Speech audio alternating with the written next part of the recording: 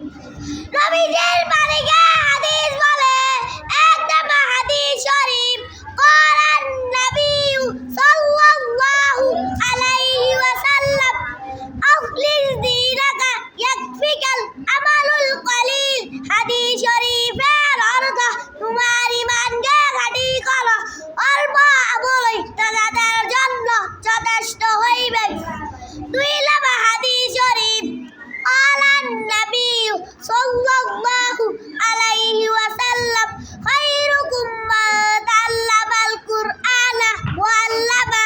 হাদিস শরীফের অর্থ, তোমাদের মধ্যে সর্বোত্তম ওই ব্যক্তি যিনি কোরআন মাজিদ শিক্ষা করেন এবং অপরকে শিক্ষা দেন।